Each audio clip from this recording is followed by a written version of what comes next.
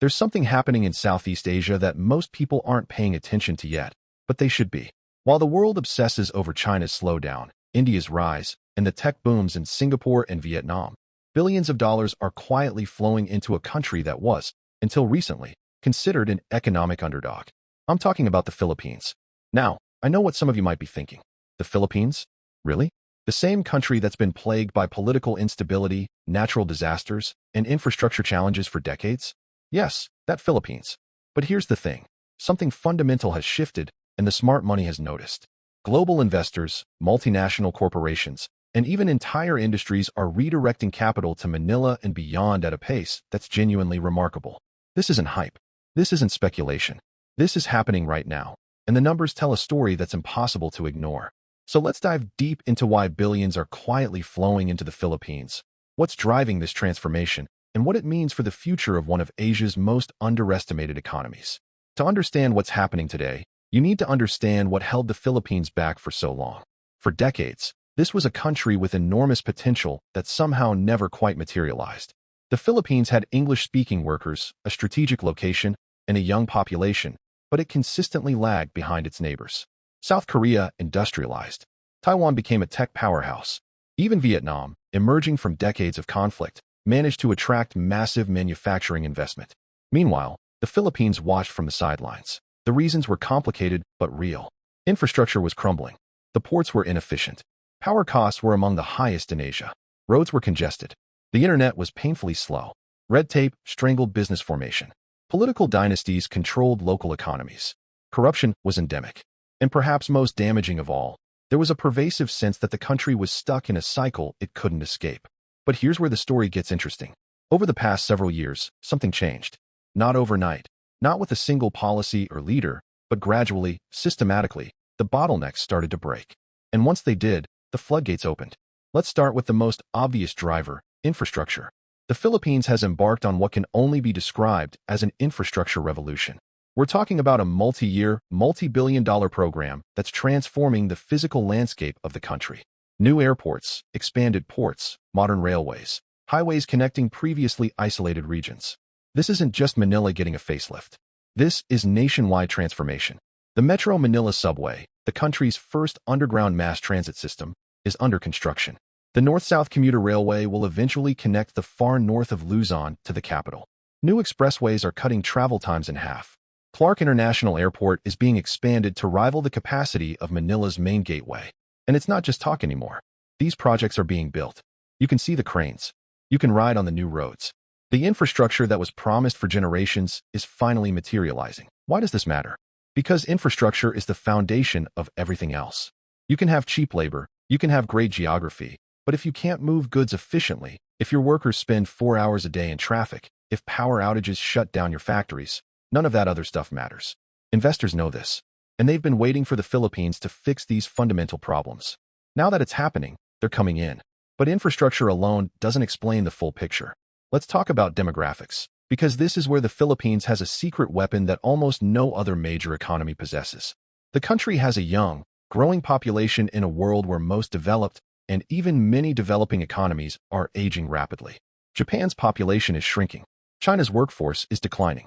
South Korea has the lowest birth rate in the world. Europe is graying. Even Thailand and Vietnam are facing demographic headwinds. The Philippines? Completely different story. The median age is under 30. The population is still growing. And this isn't just about numbers. This is about having a workforce that's entering their prime productive years, just as global companies are desperate for young, trainable workers. Add to that the fact that English proficiency is nearly universal, and you have a labor pool that's incredibly attractive to foreign investors. This demographic dividend is particularly powerful in specific industries. The business process outsourcing sector, where the Philippines is already a global leader, continues to expand. But it's not just call centers anymore. We're talking about sophisticated IT services, software development, financial analysis, healthcare support, and creative services. The Philippines has become the world's back office, and that back office is moving up the value chain. And then there's remittances. Filipino workers abroad send home over $30 billion a year. That's not a typo. $30 billion flowing into households across the country every single year. This money stabilizes the economy, supports consumer spending, and provides a cushion that most developing economies simply don't have. It's one of the reasons the Philippines weathered global financial crises better than many of its neighbors. Now let's talk about something that doesn't get enough attention: geography and geopolitics. The Philippines sits at one of the most strategically important locations on the planet. It's at the crossroads of major shipping lanes. It's the gateway between the Pacific and the South China Sea. And in an era where supply chains are being reconsidered and countries are looking to diversify away from dependence on China, the Philippines is suddenly very attractive. This is where the geopolitical chess game comes in. The United States is deepening its strategic partnership with the Philippines. Japan is increasing investment. South Korea is expanding its presence. Even European countries are looking at the Philippines differently. These aren't just diplomatic gestures. These are backed by real capital flows, trade agreements, and investment commitments. When geopolitical interests align with economic opportunity, money moves fast. The China Plus One strategy is a perfect example. Companies that previously concentrated all their manufacturing in China are now diversifying. They're looking for alternatives, and the Philippines is on that short list alongside Vietnam, Indonesia, and India.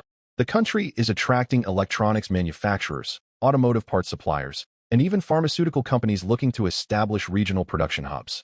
But here's something that's really accelerated the money flowing in: the digital economy. The Philippines has leapfrogged in ways that surprise people. Mobile money adoption is high. E-commerce is booming. Fintech startups are attracting serious venture capital. The pandemic forced digital adoption at a pace that would have taken decades otherwise, and now you have a population that's comfortable transacting online, working remotely, and engaging with digital platforms. This digital transformation has caught the attention of global tech companies and investors. You're seeing major players set up regional hubs in Manila. You're seeing venture capital flowing to Filipino startups. You're seeing the emergence of a genuine tech ecosystem with accelerators, co-working spaces, and a growing community of entrepreneurs. The Philippines is no longer just a consumer of technology. It's becoming a creator. The real estate sector tells its own story about capital inflows. Property prices in key areas have been rising steadily. Luxury developments are selling out. Industrial parks are being built at a rapid pace. Data centers are being constructed to support the growing digital economy. Office space, despite the shift to remote work, remains in demand as companies establish Philippine operations. This is all being driven by foreign and domestic investment betting on the country's continued growth. And speaking of growth, let's talk numbers. The Philippine economy has been one of the fastest growing in Asia for several years now. Even accounting for disruptions, the trajectory is clear. GDP growth rates that consistently outpace regional averages. An expanding middle class. Rising consumption. Growing household incomes. These aren't projections anymore. This is reality reflected in data from the ground. The stock market has attracted foreign portfolio investment. Bond yields have tightened as credit ratings improve. The peso, despite volatility, has shown resilience. Foreign exchange reserves are healthy. Inflation, while a concern like everywhere else, is being managed. The macroeconomic fundamentals that investors care about are pointing in the right direction. Now, I want you to do something for me right now. If you're finding this deep dive valuable, if you're learning something about where global capital is moving and why, hit that like button. Seriously, it takes 1 second, and it tells me you want more content like this, more analysis of trends that aren't making mainstream headlines yet, but are shaping the future. And if you haven't subscribed, subscribe now, because I'm going to keep bringing you these insights that help you understand where the world is heading. The algorithm rewards engagement, and your like and subscription help this reach people who need to hear it. Do it now. I'll wait. Good. Now let's keep going, because there's more to this story. One of the most underappreciated aspects of the Philippines' transformation is regulatory reform. I know, regulatory reform sounds boring, but this is actually crucial. For years, the Philippines had restrictive foreign ownership rules that limited investment in key sectors. You couldn't fully own a telecommunications company. Retail was restricted. Mining faced limitations. These rules, often justified on nationalist grounds, effectively blocked billions in potential investment. That's changing. The government has been systematically opening up sectors to foreign investment. The Public Services Act was amended to allow full foreign ownership in previously restricted areas. The Retail Trade Liberalization Act was updated. The Foreign Investments Act was revised. These aren't minor tweaks. These are fundamental changes to the investment landscape that signal the country is serious about competing for global capital. And the corporate sector has noticed. You're seeing major multinational corporations that previously had limited presence in the Philippines now making significant commitments. Manufacturing facilities being built. Regional headquarters being established. Research and development centers opening. These are long-term plays by companies that have done their homework and concluded the Philippines is where they need to be. The banking sector is another indicator. Philippine banks are well-capitalized and profitable. They're expanding their loan books. They're supporting infrastructure projects. They're financing business expansion. And international banks are increasing their exposure to the Philippine market. When banks are confident and lending, that's when real economic activity happens. Credit is flowing, and that's lubricating growth across sectors. Energy is yet another piece of the puzzle. The Philippines has historically struggled with high electricity costs and limited capacity. But there's been a major push into renewable energy. Solar farms are being built. Wind projects are coming online. Liquefied natural gas infrastructure is being developed to diversify the energy mix.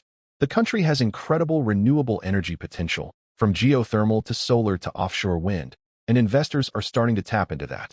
Lower, more reliable energy costs make the Philippines dramatically more competitive for manufacturing and data centers, both of which are power-intensive.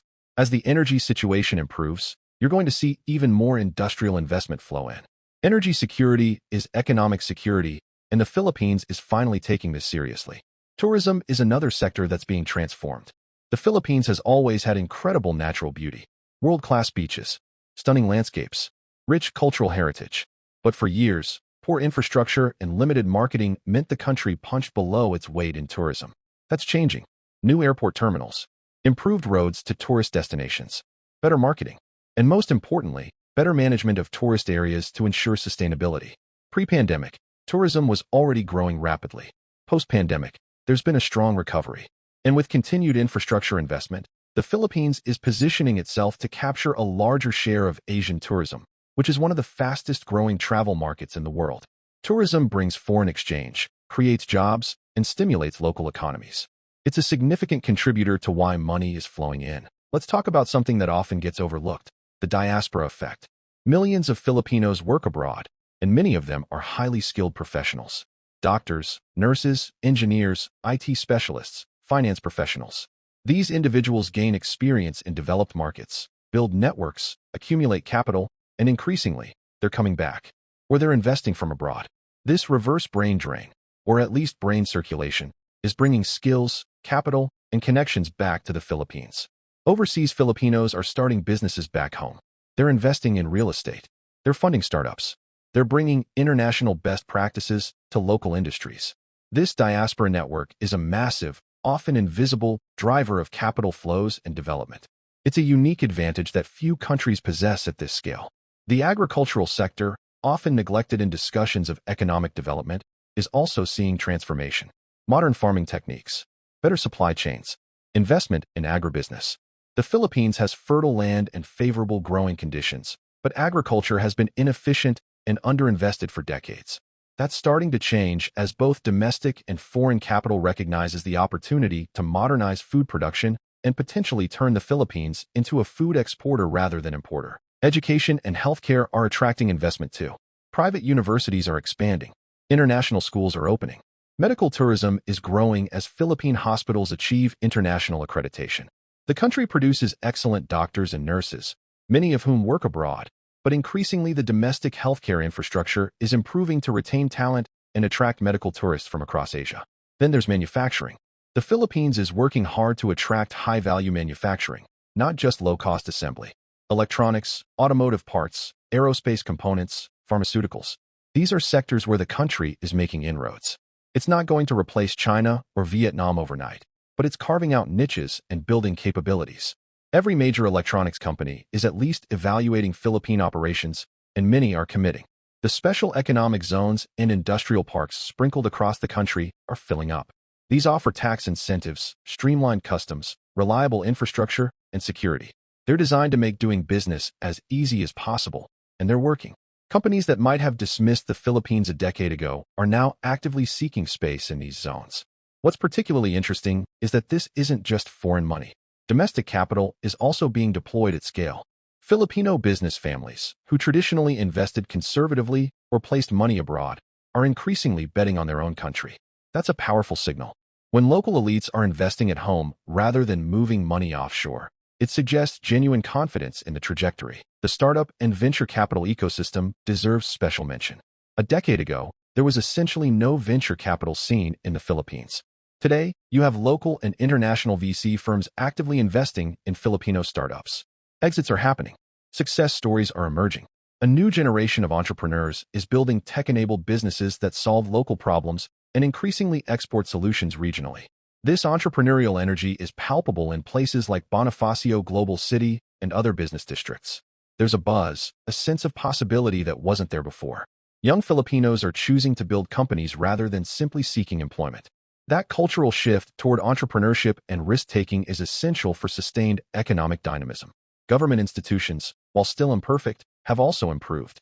The bureaucracy remains challenging, but it's less challenging than it was. Digital government services are reducing face-to-face interactions where corruption thrived. Procurement processes are more transparent. Tax collection is more efficient. These improvements matter enormously for business confidence and investment decisions. The legal system, crucial for contract enforcement and property rights, has seen reforms as well. Courts are being modernized. Commercial dispute resolution is improving. Intellectual property protections are strengthening. These might seem like technical issues, but they're fundamental to whether investors trust putting money into a country. You need to know your contracts will be enforced and your property rights respected. One sector that's absolutely booming is logistics and warehousing. As e-commerce grows and supply chains reconfigure, the Philippines needs modern logistics infrastructure. We're seeing massive investment in warehouses, cold storage facilities, and last-mile delivery networks. Global logistics companies are establishing operations. This entire ecosystem is being built out to support the broader economic transformation. The creative industries are also thriving.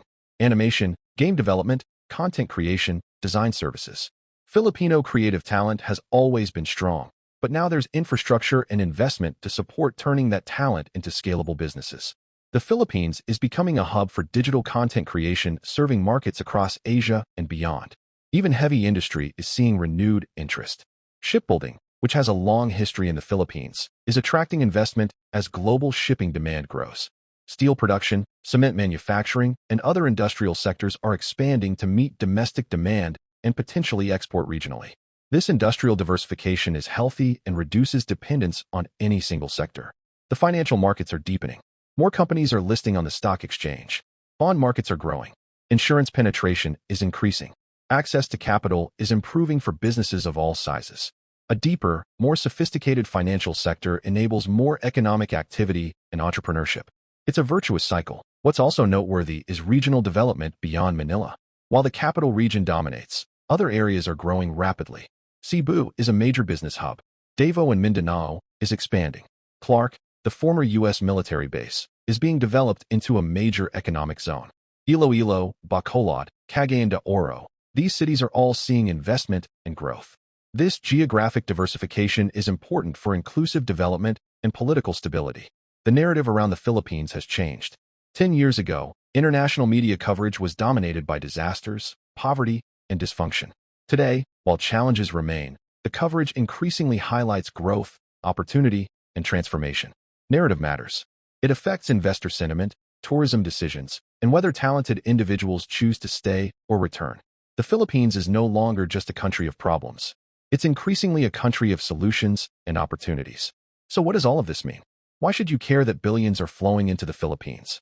Because this is a real-time example of how countries can transform. It's easy to be cynical about development and assume that poor countries stay poor. The Philippine story suggests otherwise. With the right combination of demographics, reforms, infrastructure investment, and geopolitical positioning, a country can shift its trajectory remarkably quickly. For investors, the implication is clear. The Philippines deserves serious attention. This isn't a speculation play or a frontier market gamble. This is an economy with fundamentals that are improving across multiple dimensions simultaneously. There's risk, of course. Political uncertainty remains. Natural disasters are a reality. Regional tensions could escalate. But the risk-reward calculation has shifted significantly in favor of opportunity. For businesses, the Philippines is becoming a must-consider location.